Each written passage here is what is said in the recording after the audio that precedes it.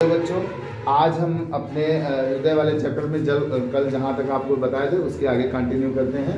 तो मैंने बताया था हृदय में दो झिल्लियाँ होती हैं, एक बाहर की तरफ एक अंदर की तरफ। उन झिल्लियों के बारे में बता दिए। उन दोनों झिल्लियों के मध्य में एक तरल पदार्थ भरा होता है। वह तरल पदार्थ हृदयावरणी तरल, जिसे पेरिकार्डियल फ्लूइड भी कहते हैं, के नाम से जाना जाता है। इसका काम क्या होता है बच्चों? हृदय को नम बनाए रखता है, मॉइस्चर बनाए रखता है, साथ ही आघात से बचाता है, ताप से बचाता है। ठीक है ना। ये हमारे जैसे हृदय में कोई आघात लगे हल्का फुल्का, तो ठीक है ना, कभी आप छोटे बच्चों को खिला रहे हैं, पेट में बैठ के कूदने उदने लगते हैं ना, तो ऐसा होता है नहीं होता है, तो उससे भी हृदय को आघात लगता है ना। ठीक है ना। तो उन सब चीज़ों से, छोटे मोटे आघातों से ये बचाने का कार्य करता है थैली, जानता है ना। थैली ठक ठक ठक करके उसी में कंट्रोल कर लेता है। अब हृदय की बाह्य संरचना, सबसे पहले आउटर स्ट्रक्चर जानते हैं, फिर इनर स्ट्रक्चर के बारे में जानते हैं।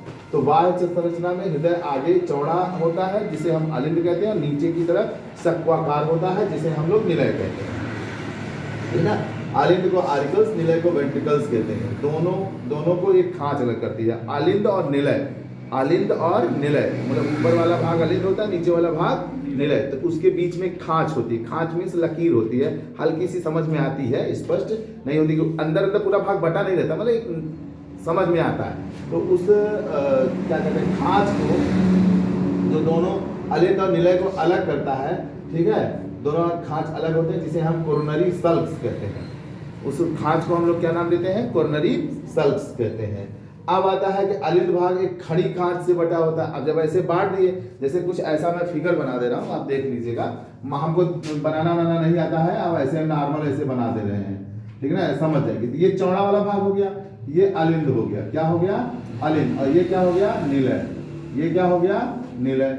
ये क्या हो गया? अलिंद। समझ में आ रहा है ना? समझ में आ रहा है कि नहीं आ रहा है? और जो ये खांच है, जो ये लाइन है, इसी को हम लोग क्या नाम देते हैं? कोरोनरी सल्क्स। बनाना होता आप बना सकते हैं अपने समझने के लिए, हम ऐसे नॉर्मली बना दे रहे हैं, बस हो गया। ये कोई बॉर्डर लाइन खींची नहीं होती, दीवार वाल ईंट की नहीं खींची गई होती है, एक लाइनिंग हल्की सी समझ में आती है। फिर उसके बाद देखिए एक खड़ी खांच होती है। खड़ी खांच किसको अलग करती है? अलिंद को दाएं और बाएं भागों में बांट देती है। अलिंद को किसके भागों में बांट देती है? दाएं और बाएं भाग में। ये कौन सा भाग होता है आपका? दायां। देखिए ऐसे देख रहे हैं ना, हृदय आपकी तरफ देख रहा है, ऐसे नहीं मेरा बायां इधर है, ऐसे देख रहे हैं ना हृदय। तो ये दायां और ये बायां, ये बायां अलिंद हो गया। पक्का समझ में आया? ठीक। और ऐसे इसमें भी बटा हुआ होता है। तो ये कौन हो गया? बायां निलय, और ये कौन हो गया? दायां निलय। पक्का समझ में आ रहा है? नीचे निलय, ऊपर अलिंद होता है। तो जो हृदय के अलिंद को बांटता है, हृदय के अलिंद को बांटता है, उसे आंतर अलिंद खांच कहते हैं। ये वाला खांच क्या कहलाता है? आंतर अलिंद खांच। क्या कहलाता है? आंतर अलिंद खांच। और ये वाला भाग क्या कहलाता है? आंतर निलयी खांच। क्या कहलाता है? निलयी खांच। समझ में आ रहा है नहीं? पक्का? आज हमने यही सब बातें बताई हैं बस।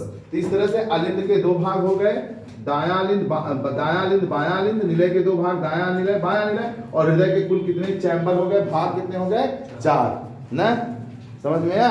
ठीक। तो मैंने यही सब बातें बताई हैं। अब इसके हृदय के आंतरिक संरचना के बारे में बात करेंगे। उसमें कैसे कपाट पाए जाते हैं, महाधमनी कहाँ पाई जाती है, सिराएं कैसे जाती हैं, ब्लड कैसे आता है, ब्लड कैसे जाता है, इसकी स्टोरी अगले वीडियो में देंगे। धन्यवाद।